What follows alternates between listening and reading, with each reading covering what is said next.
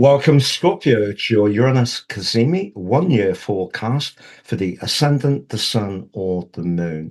For the first time in 78 years this month, the sun in Gemini applies in an exact, perfect conjunction with Uranus. They're unified. Uranus in the disk of the sun, a Kazimi, and the raw power and radiance of the sun pours into Uranus, amplifying its key qualities.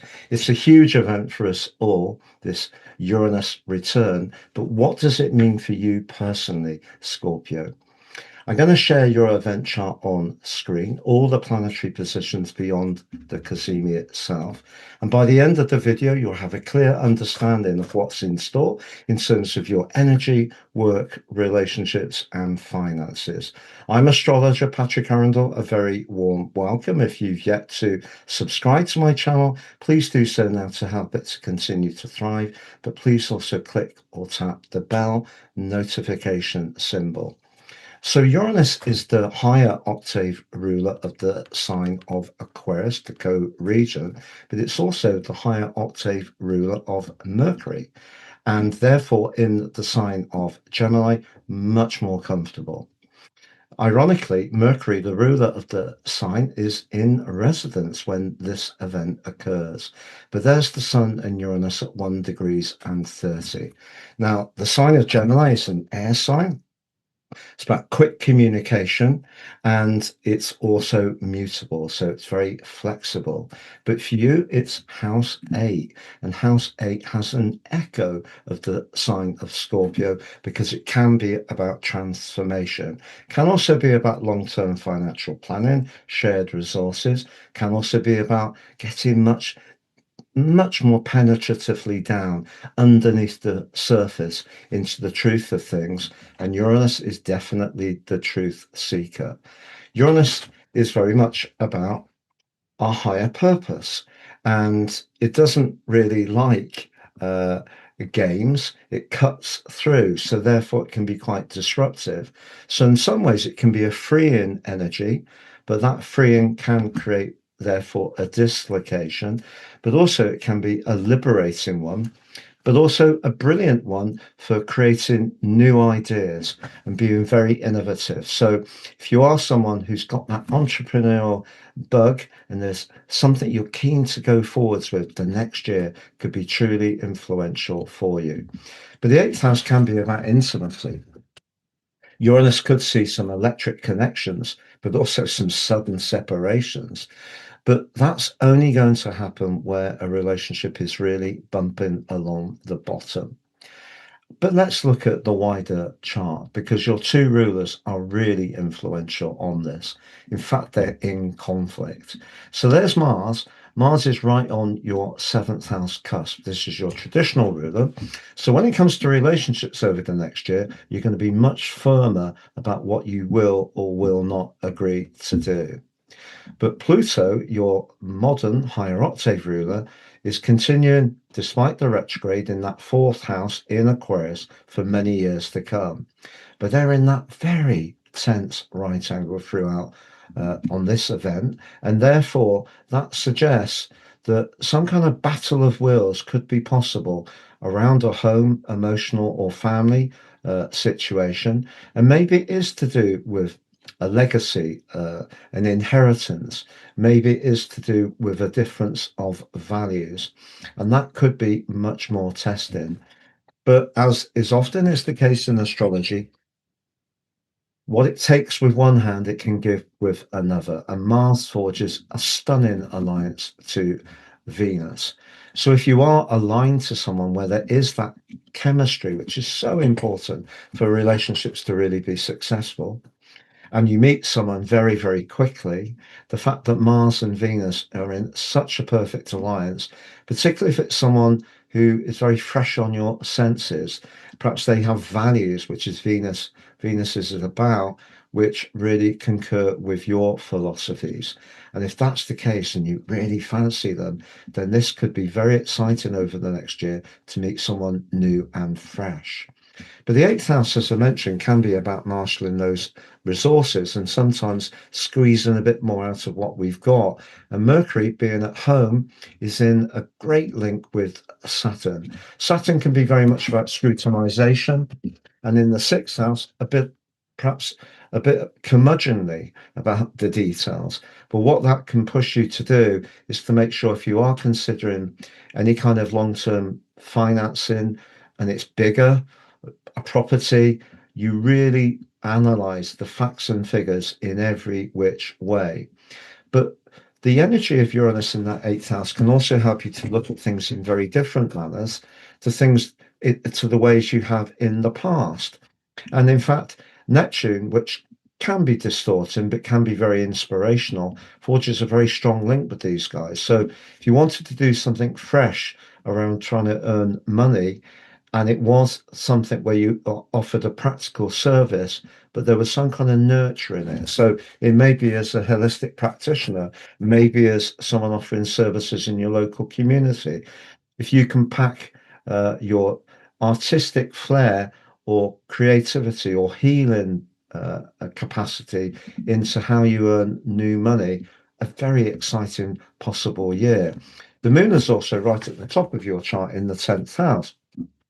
Might make it a little bit difficult to disguise your emotions at time, which isn't perhaps your favorite thing. But look at the link to the part of fortune in the second house. If you have the confidence to do different things, I think it could be a lucky year. I also feel that if you do have a love of travel and exploring new places, Jupiter and Venus, the two planets of luck in that ninth house on this event, is exciting too.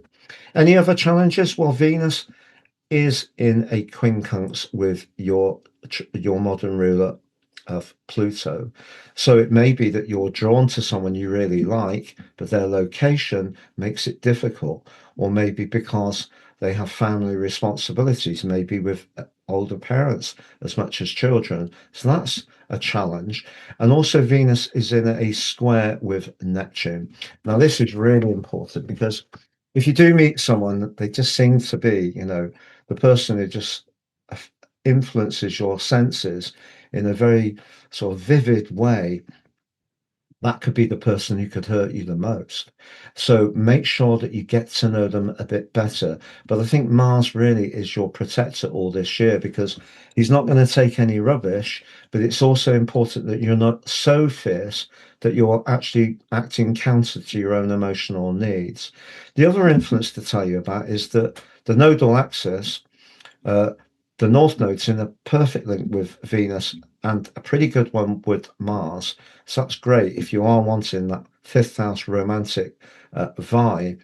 But what's more challenging around money? Because the fifth house can be about speculation, the eighth house about larger amounts of money, and these two are broadly in a T square with the nodal axis. So I would be a little bit careful about doing anything that's too speculative.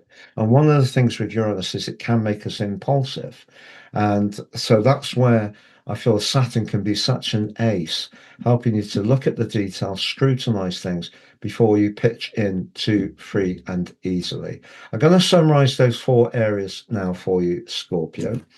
So, in terms of your long term finances, if you are someone who wants to do things differently in a fresh way, I think there is great opportunities. Uranus is a planet you have an appreciation of because it's exalted in your sign.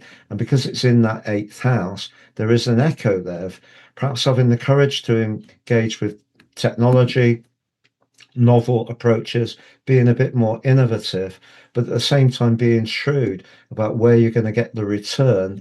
That is encouraging with Saturn, the planet of business, being in that practical sixth house, linking to Mercury. Your depth of analysis can be exceptional as ever. You may look at things in a fresh way, but you can also bring it back to basics in a way that can protect you. As far as romance is concerned, if you are in a relationship where perhaps the more intimate side of it has really lost its sparkle, I think you could be almost pushing at times to try and get a bit of a reaction because you want to evoke that spark and sense of attraction that you had when you first met. But if that still doesn't recharge, you still can't get that ignition point, I think you might think of separating, to be honest, particularly if there are battles of will. You're not really aligning. And if it's become almost a permanent thing of being attritional, I really would think again. If, however, you're lucky enough to be aligning with someone which just all flows really gracefully, you don't have to try. There is that sparkle. There is that perhaps edge of unpredictability at times, which can make us a bit nervous, but just keeps us feeling very much alive. Then I think you're doing well. Keep going. In terms of your professional and financial situation, if you're open to doing different things and traveling with your work, I think it's a very positive year.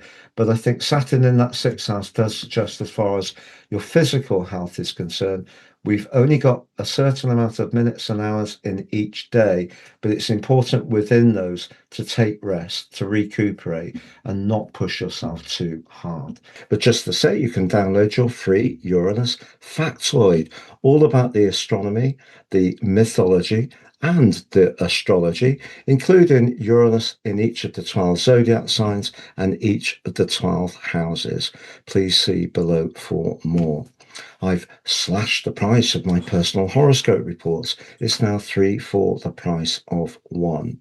The one you pay for is your life roadmap report, which helps us to understand the patterns that are played out in our lives so far, but get a more intimate understanding of them and how we can work better with those energies future forwards. The free charts is your 12-month transit forecast, totally unique to each person, but also your draconic soul analysis. So that's 3 for the price of 1. Please see below for more. I've been doing this full-time for 30 years, but I first became interested in astrology when I was 14. I really want to share about natal astrology to as many people as possible.